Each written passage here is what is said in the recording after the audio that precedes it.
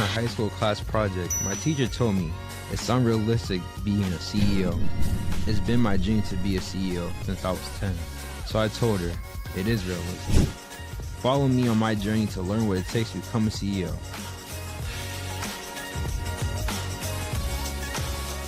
Hey guys, welcome to another episode of the Realistic CEO Podcast. Today we're doing another episode of the Future Leaders Edition. Today with Adetayo. How are you doing today, Adetayo? I'm doing great. Thank you so much for having me. It is such an honor to be on your podcast. I appreciate you taking the time out of your day to come on, so thanks for that. Thank you. So for the first question that I do want to ask you is, can you tell us a little bit about what you do? Yes. So my name is Adetayo Olatinwo. I'm Vice President of Human Resources at Glenmeadow. So human resources is my specialty. In human resources, literally no 2 days look the same. So it involves a lot of managing people, our staff and our employees, and going from there. That's awesome. Yeah. So how old are you? Because Vice President, how old are you to be able to get that position already? Yeah, so I am actually 25 years old. This is like a big question that everyone asks me, even my employees, because people always say I look so young. I always joke that my skincare is just working, but I'm 25 and I will be turning 26 in a few weeks. That's awesome. Yes. So can you kind of tell us, like, how did you get to become Vice President at 25? Yeah, so I had a plan. From when I was 17 years old, I knew who I wanted to be. I knew the type of lifestyle I wanted to have, and I went from that plan, right? So freshman year in college, I wrote down my strategic plan. I also realized that typically nowadays, people aren't staying in jobs like they were in the past for 30, 40 years where you stay at one job, right? Kind of the rule is you go from 2 years and you're either moving up in your organization or you're stepping outside of your organization. And I knew for me, the end goal is to be Vice President of Human Resources or a senior C-suite executive, right? So from mapping out that plan, I took positions and internships that would, in the long run, give me transferable skills. So what I like to call transferable skills are skills that I can get in a job and use for anywhere in life or any job that I possibly have, right? So that's how I mapped out my plan from when I was 17, and now being 25, it is such an honor to serve as VP of Human Resources, especially for Glenmeadow, which is an amazing organization. That's awesome. Thank you. So you said you were getting internships for skills that you can use for any career, Absolutely. any job. So what were some of the skills that you were getting that you're like, okay, I can use that anywhere I go? Yes, absolutely. So the first skill I will say is communication, right? If you know how to talk to people, if you know how to communicate with people, that is already giving you a leg up in a lot of different ways. So I started with communication. Another thing is for human resources, you need to be a people person. So at Glenmeadow, we do something called Clifton Strengths. And one of my top strengths is woo. So woo means that you can win people over and get people on your side, right? So making sure that you are able to connect with people and network. Networking is super duper important for any position or any job that you have, because sometimes it's not about your skills, it's about who you know to get you there. So, well, I liked how you said at 17, you knew what you wanted to do, so you created a plan. Absolutely. So what exactly, take me through your plan. What did that look like exactly? Yeah, so for me, I mapped out who I wanted to be in the future, right? Who younger me would be proud of. So from there, I started pretty early, right? So I did a lot of volunteering and a lot of internship work. I was also very fortunate. I am a Western New England University alumni, and we had an amazing program where you would have internships and lots of job opportunities for you, right? So within those internships, I figured out, all right, this is my next step. So in stepping into a role, I know like this is my next step and this is where I want to be and where I want to get to. That's awesome. Yeah.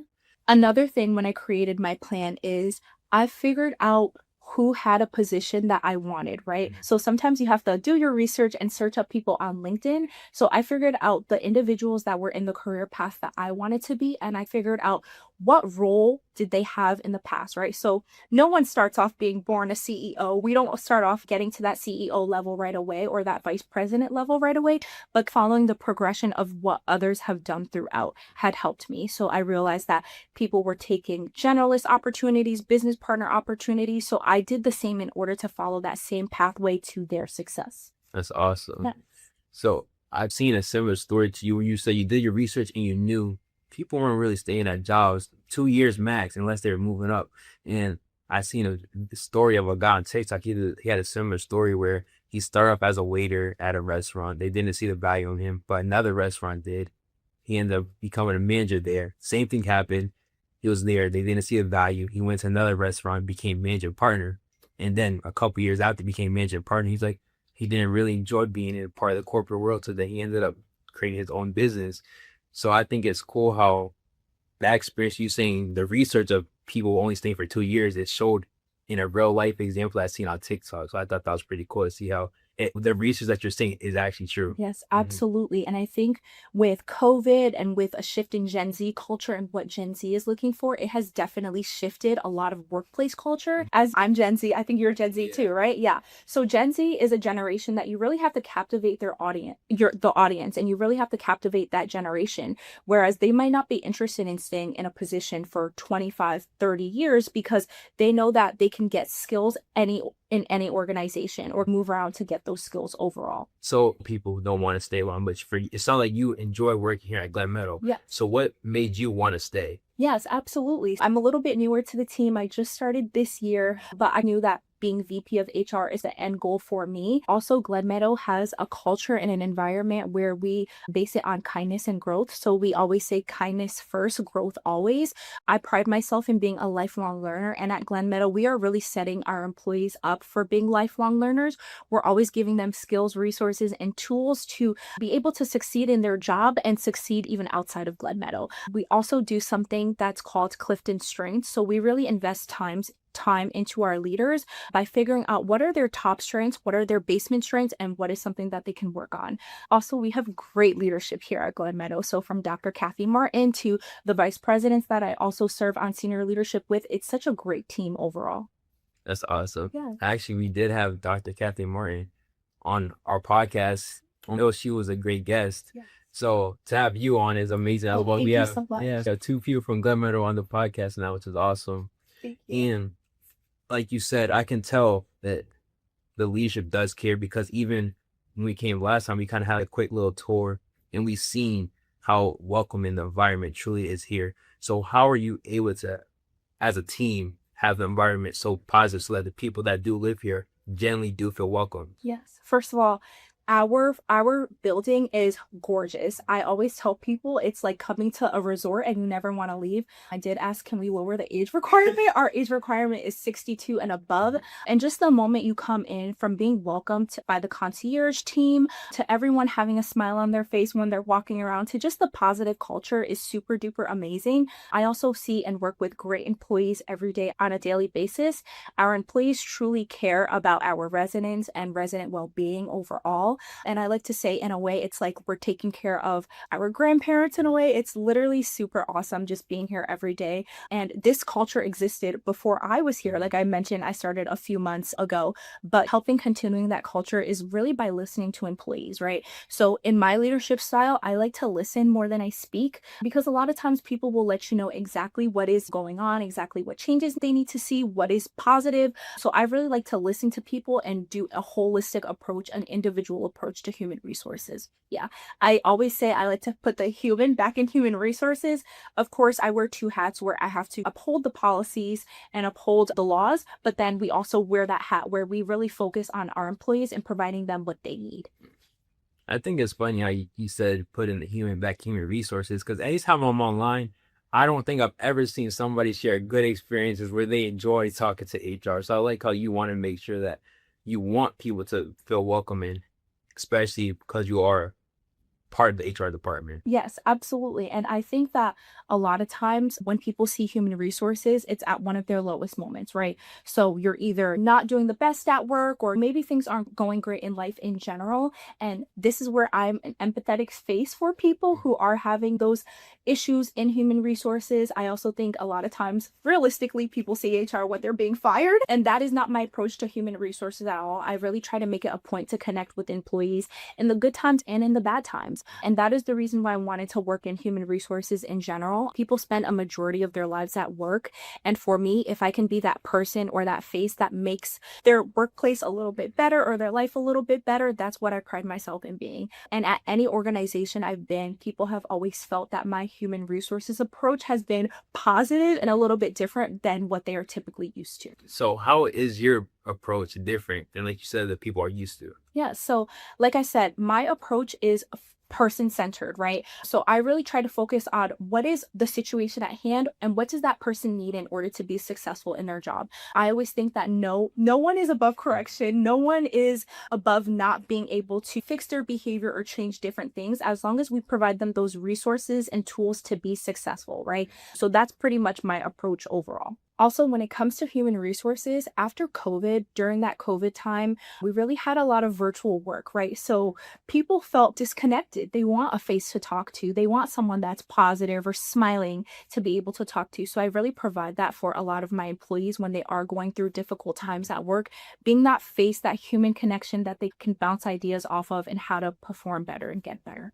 That's awesome. Yes, thank you. So I haven't worked a traditional job where I had to deal with human resources yet. And right now, technically I am human resources for my business. Yes. So for you, like, what is some advice of people that are working in human resources that make that so that people generally do feel like they are cared about by the HR department, not just a whole bunch of grumpy people that work in HR? Yeah, absolutely. So, my advice for any HR employee or any person wanting to pursue a career in HR is just to be yourself, right? So, first of all, your skills will shine through. I always say it takes a special type of person to want to work in HR because you constantly have employees, you constantly have a high traffic office. So, it really takes a special person. I will say try to set a culture where people want to come to HR. So, if you're in an organization right now where HR necessarily isn't viewed the best or there are issues with HR, try to turn that around, right? Try to reset expectations of HR is here for you. You can come talk to us. We have an open door policy. I know personally I have an open door policy. So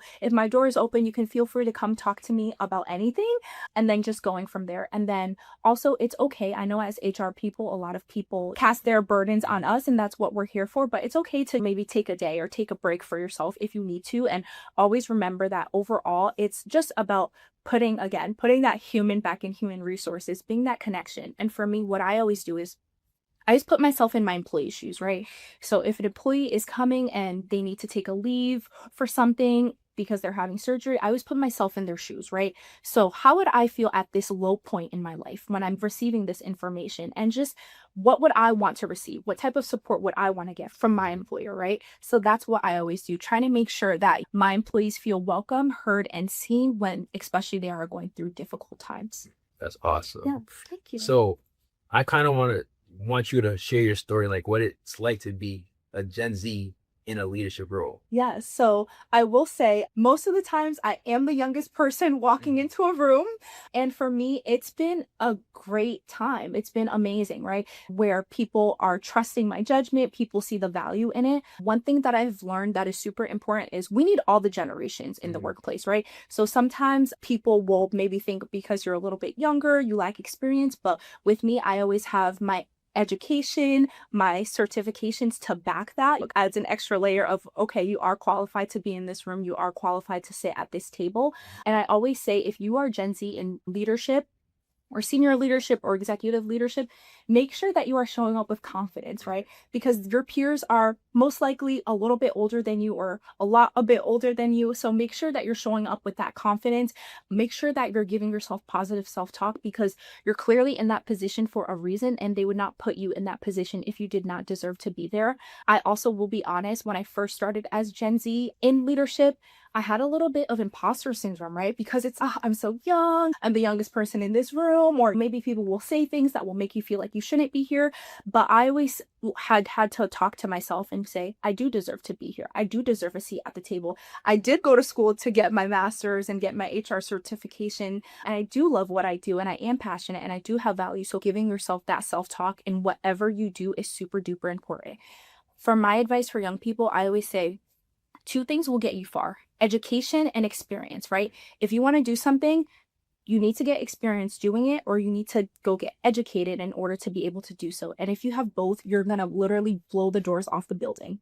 That's awesome. Thank you. So I really relate to you when you talked about having imposter syndrome, especially being the youngest person in a lot of these rooms, because I used to have it a lot. Like when I first started, like last year especially, I used to go to the networking events and I was the youngest person every single time. And at first I was thinking, why would people want to even do biz with me? Or why am I even in this room? Yeah. and all that, the negative self-talk. But then I realized I kind of started to step back and start seeing the value that I truly bring. And then once when that happens, it helped me feel a lot more confident going into the rooms and asking people to do business with me. I'm still working on it, but I'm definitely made a big adjustment, I would say, for the past year, simply by just really starting to believe in myself a lot more. Yeah. And you definitely need to believe in yourself, right? And first of all, I just want to say I am literally so proud of you. I know we've seen each other a lot in the community, and I'm literally so proud of you. And it's so huge seeing Gen Z in leadership positions, seeing Gen Z network. I think there is so much value in having Gen Z in an organization because Gen Z is the generation that will challenge everything, right? So we're not our parents where we're going to say, all right, or whatever. We're going to ask those questions. Gen Z is the why generation. Why is this happening? What is the reason? If they don't like something, they're going to challenge it and try to change it. And I really believe that Gen Z is the movers and the shakers, especially coming into the future. I definitely can see that because from like the small percentage of Gen Z leaders I've been seeing, there definitely has been a shift in the way that I'm seeing businesses run, especially like on social media. I'm seeing a lot more businesses are open to having content online and being more open with the idea that they're making when it comes to getting more people to want to do business with them. Yes, absolutely. And as someone who's on business TikTok myself, I always see all the business TikToks and I'm like, I know you have someone in Gen Z in marketing, right? Because we need someone with those creative ideas and we need someone that's going to be able to use the technology and also connect with their peers because we are really the next incoming generation. So trying to set the stage and set the tone to where Gen Z feels welcome in the workplace, like they have a spot in the workplace is also super important. So what is some advice you already gave, but like what is some advice to somebody that is facing imposter syndrome and doesn't feel confident? Yeah. So I will definitely say, one, you need to have people in your corner if you are feeling that imposter syndrome. I am so thankful and grateful for all of my mentors that have helped to get me here today because those times that you don't believe in yourself, you always can maybe reach out to someone like, hey, should I be doing this? Or what should I be thinking in terms of ideas? They will help be your cheerleader along the way and root for you. I think of two mentors that come to mind, Deanie von Bogle from Western New England University and Professor Brenda Garten from Western New England University. Those have been two women that are always in my corner. And even those times where I don't necessarily believe in myself, they give me that push and it helps me overcome that imposter syndrome. And then also I would say writing things down, right? So when I was in my freshman year seminar class, I learned that if you write something down, it's the same as typing it 7 times. And when you write down your goals, you are more likely to achieve them than if you did not write them down, right? So I know we're in this digital age where you can type it, you can put it on your iPad, but write it down and then put it in a sticky note on your mirror, right? Somewhere where you can see every single day is super duper important because it will remind you of your why. It will remind you of why you are doing those things, right? And then when you have imposter syndrome, it's so important to get to the root. So like, what is the root? Why do I feel like I don't deserve to be here? Or why do I feel this way? Once you figure out that root, you can overcome it, right? And for me, it was just because I was the youngest, right? Because I knew I went to school, I worked hard, I did everything I was supposed to do, but being the youngest does not disqualify you from anything. It actually should elevate you and give you more motivation to achieve your goals. So when we go into schools, we teach kids that there's 3 ingredients, just like there's 3 ingredients to lemonade. What are the 3 ingredients that you need to make lemonade? So for lemonade, I would probably say water, sugar, and lemons. Yo. Is that correct? Yeah, that is correct. Okay. Yeah. So you had self-belief, a plan, and action all at 17. How was that able to happen? Yes, absolutely. So I will admittedly say it actually came from a point of struggle and a point of failure, but it doesn't matter about the failure. It matters what you do with it, right? So I originally went into college thinking of choosing a different career path. And then when I was realizing that maybe this isn't for me, it doesn't fit with my personality or what I want to do, I have to go back to the drawing board, right? So I always tell people it's not about what happens along the way, your failures, you just always have to learn from it, right? So I sat myself down in my college dorm room crying like, oh my gosh, I'm not going to be a pharmacist, which I'm so glad I'm not a pharmacist because I think my personality fits what I'm doing more.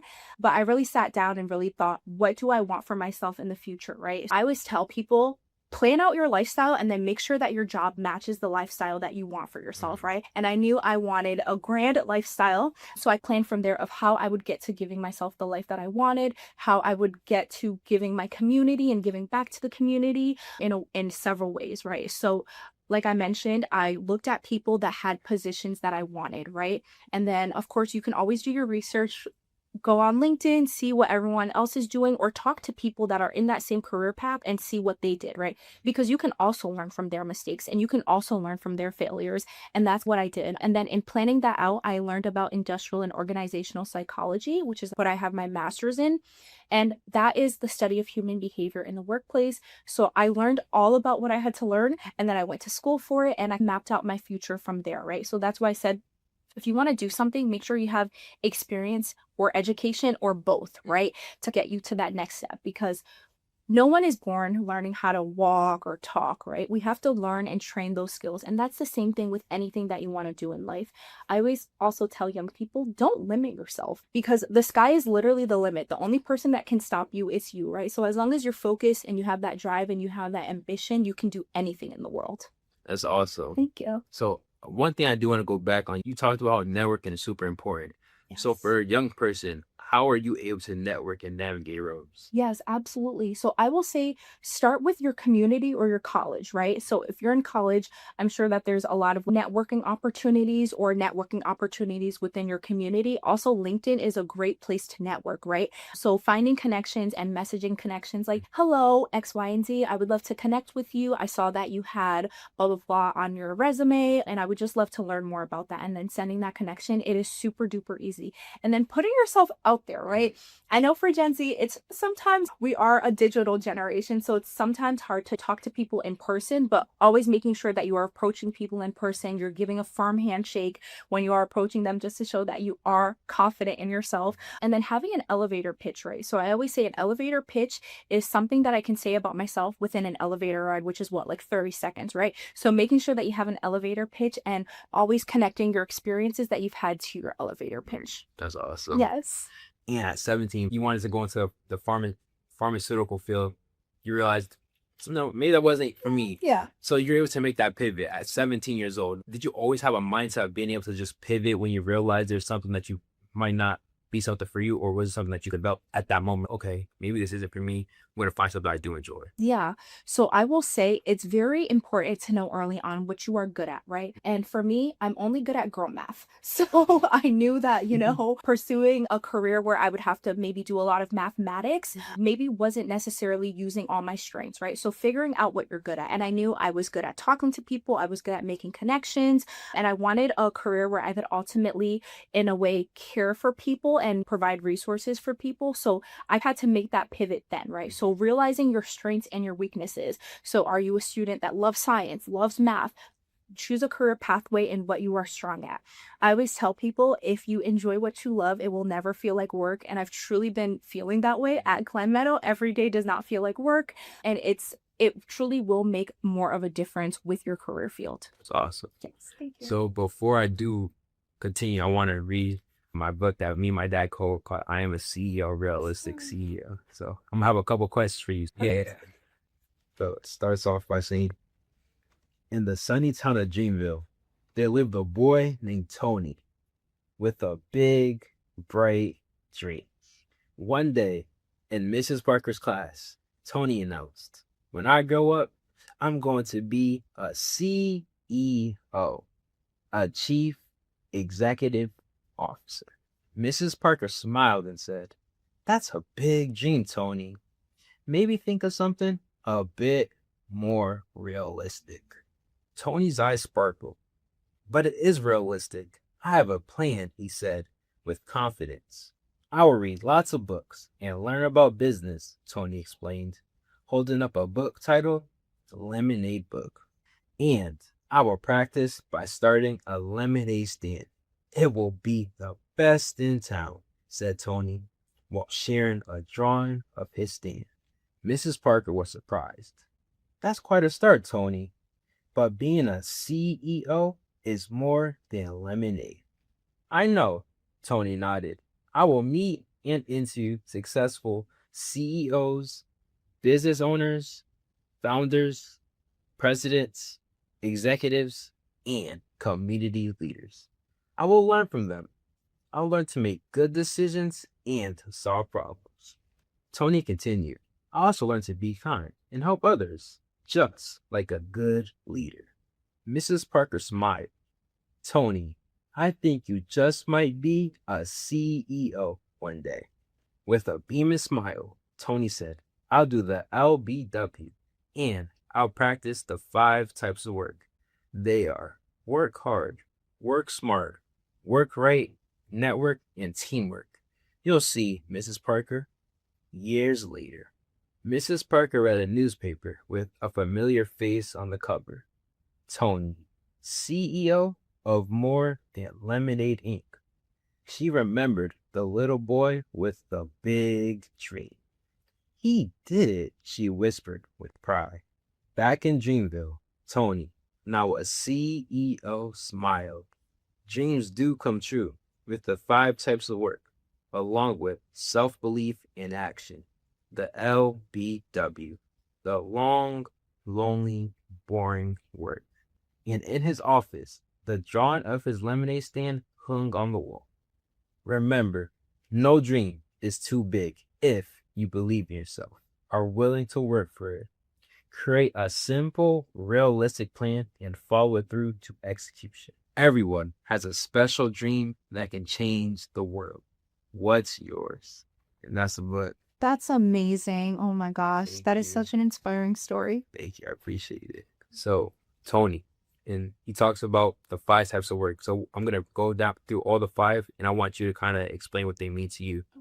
So the first type of work is working hard. Working hard, Yeah. yes. So for me, working hard is making sure that you're staying on that path to reach your goals. So whether that's working hard in your school, working hard in your career at work to get you to that end point, that means staying on that path and working hard. Awesome. So the next type of work is working smart.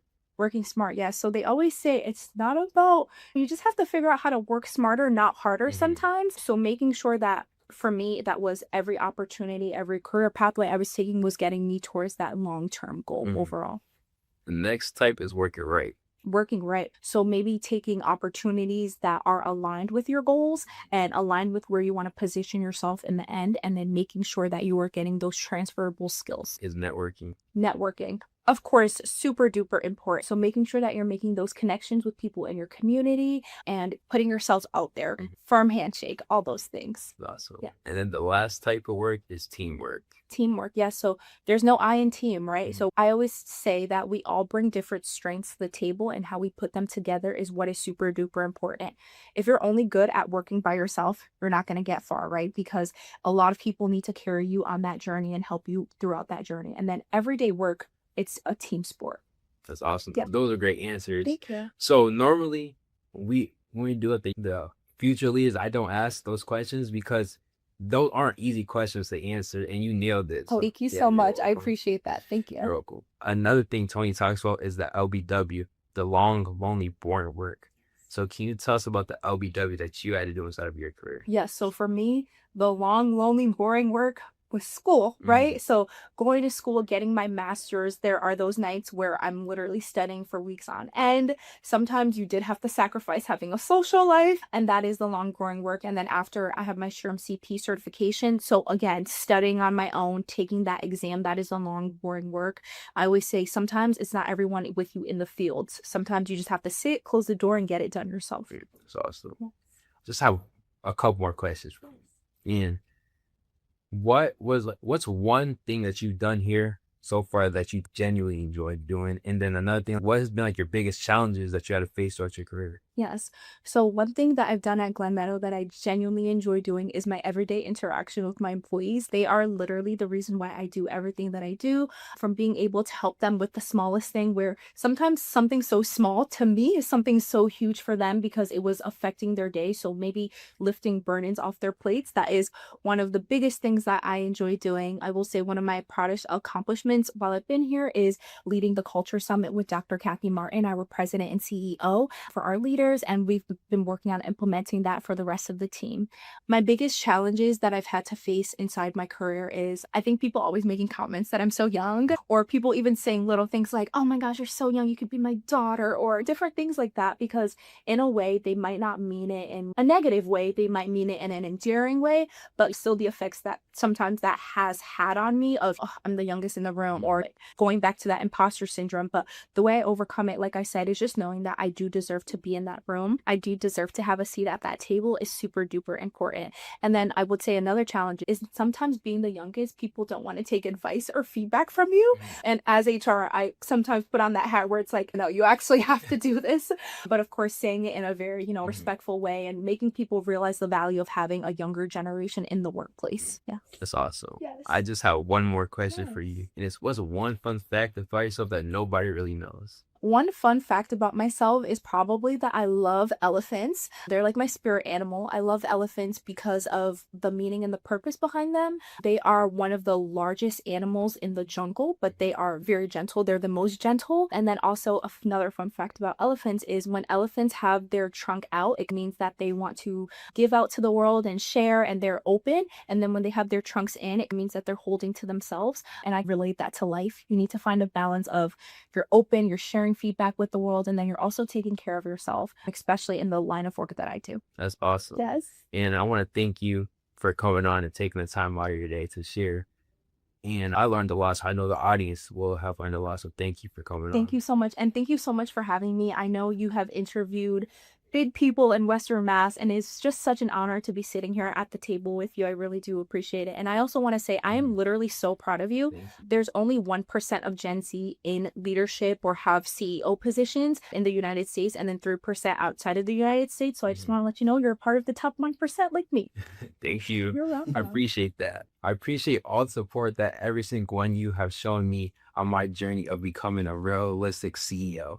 So ways that you can support even more is by going on to my website, www.realisticceo.com, and you can shop, donate, or become a partner with us. See you in the next episode. Peace.